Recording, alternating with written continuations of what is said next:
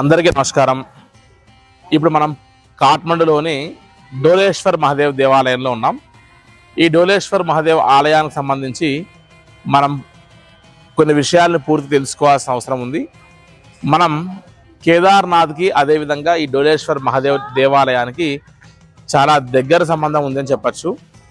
కేదార్నాథ్ దర్శనం చేసుకున్న తర్వాత డోలేశ్వర్ మహాదేవ్ దర్శనం చేసుకోకపోతే మన యొక్క చార్ధామ్ యాత్రలో కేదార్నాథ్ యాత్ర అసంపూర్ణమే అని చెప్పచ్చు. ఎందుకు అంటే ఒకసారి మనం గమనిస్తే మనకు ఈశ్వరుడు పాండవులు వారిని వెతుకుతూ పట్టుకుంటూ వరం కోరుదామని వచ్చేటప్పుడు ఆయన గుప్తంగా లోపలికి మునిగిపోయి ఆయన ఒక్కొక్క ప్రదేశంలో ఒక్కొక్క రకంగా వారి యొక్క అవయవాలు ఉద్భవిస్తూ రావడం మొదలుపెట్టిందట.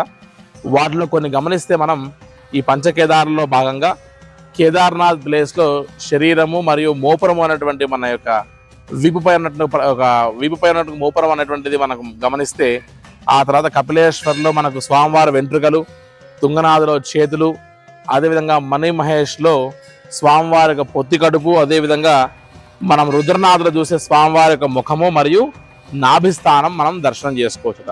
అయితే ఎవరైతే కేదార్నాథ్ దర్శనం చేసుకుంటారో అటువంటి వారు ఈ యొక్క స్వామివారి యొక్క శిరస్సు భాగం సంబంధించినటువంటి ఈ యొక్క డోలేశ్వర్ మహాదేవ్ అనేటువంటి స్వయంభూ కాబట్టి వీటిని దర్శించుకోకపోతే చార్ధామ్ యాత్ర అసంపూర్ణంగా మిగులుతుందని చెప్తారు. కాబట్టి ఖచ్చితంగా పశుపతినాథ్కి వచ్చినప్పుడు, ఇటు కాఠ్మండు వచ్చినప్పుడు, నేపాల్ యాత్రకు వచ్చినప్పుడు కేవలం ఈ యొక్క సంబంధించినటువంటి పశుపతినాథ్, జలనారాయణ్ ఇవే కాకుండా ఖచ్చితంగా ఈ డోలేశ్వర్ మహాదేవ్ ఆలయం కూడా ఖచ్చితంగా దర్శించి ధరించవలసిందే అని మనవి. ఇటువంటి ఆధ్యాత్మిక విశేషాలని మీ ముందు ఉంచడానికి ప్రయత్నం చేస్తున్నాం.